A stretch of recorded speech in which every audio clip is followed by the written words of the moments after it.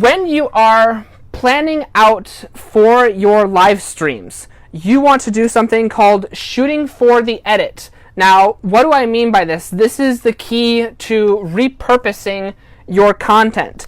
So, when I started off this video, some of you might not have actually seen this, but I started off this video by greeting my people that are live on Facebook. But some of you might be watching this later on the replays, or some of you might be watching this right now here live on Facebook, and there's a third part of our audience here that might actually be watching this on YouTube. Because what I do is that, and I will show you guys here by drawing it out, if I can find my eraser. What I do is that, so I'll show you a little bit like what this might look like in the video editor. So imagine here that this section, the bulk of what I talk about is, this is my Facebook Live here. This is the bulk of what I talk about. And then this little section here, this is my part where I talk about my introduction, where I say hello to you guys every single time I begin my introduction. This is the part where I actually acknowledge that it is a Facebook Live. When I put my video into my video editing program, I cut out this section where I acknowledge that it's a Facebook Live, and I'll probably replace this with like either a YouTube introduction or another video that I'll shoot where I acknowledge that different audience. And then we have this bulk of the content, this like 95% of the other video, where I am actually this is where we are right now, where I am teaching you this stuff, where I am talking about hey, you need to shoot for the edit. And this back end, if there is anything, is something where I might again be acknowledging Facebook Live as a particular audience. This is where that audience lives. And so I'll cut off that as well and give YouTube something unique for that audience. And so when you're doing your Facebook Lives, when you are doing this stuff, it's then all of a sudden you have whatever you're teaching about, whatever you're doing that is you being an expert in your thing, all of a sudden now you've got this. You've got a YouTube video that is all ready to go. You don't have to put up any lights. You don't have to do any planning or shooting. This section, that's your YouTube video. You're all set. You've already practiced this stuff out. And so this is the key to repurposing content, is that you can take this and turn it into a video. Now, what do I mean by shooting for the edit? Shooting for the edit is just simply acknowledging these cuts on the end, acknowledging that these parts exist, that there is a part where I need to, that there's a part at the beginning where I'm always going to address my Facebook Live audience, and that I am going to shift gears and transition into my everybody mode, where I'm just, no matter who you are, I'm going to be teaching to you. And this works out as long as you acknowledge this, that this is going to be a thing in your post-production. This can work out great for you. And so by utilizing this, you can very easily shoot content from multiple different platforms all in one sitting. And so if you have any questions about this, about what I do for this, please leave them down in the comment section below.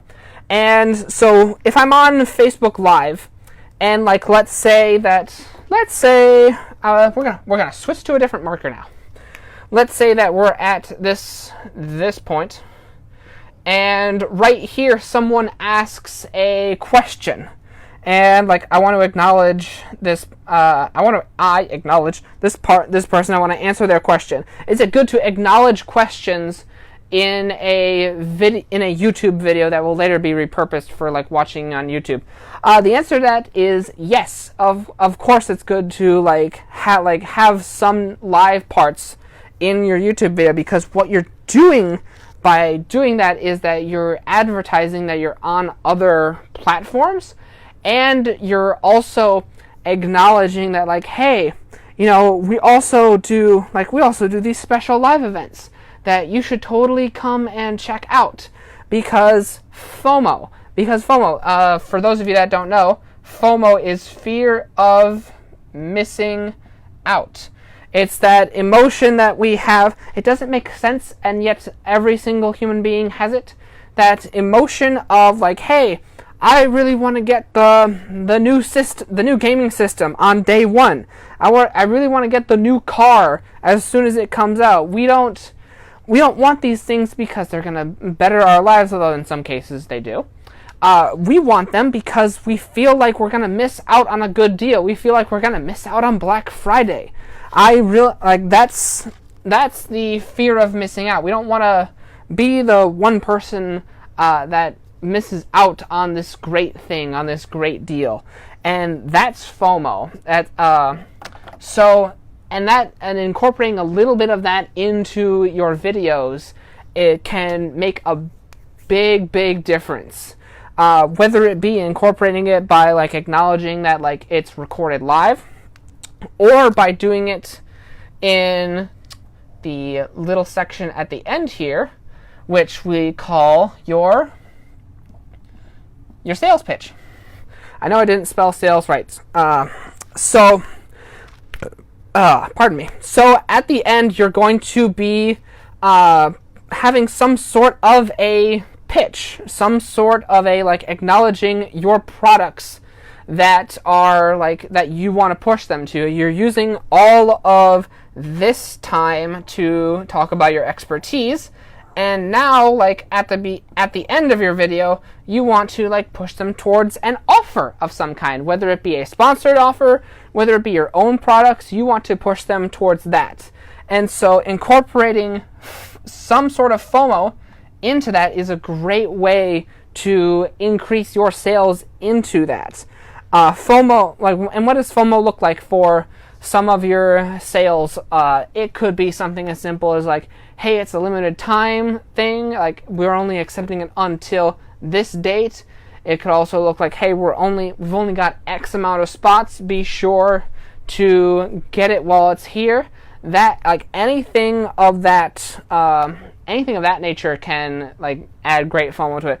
Some people will also call it urgency and scarcity, adding it to your products. I've heard a lot of people say like they've had trouble getting their offers sold on in different instances, but once they've added urgency and scarcity, then their products like all of a sudden like then everything changed.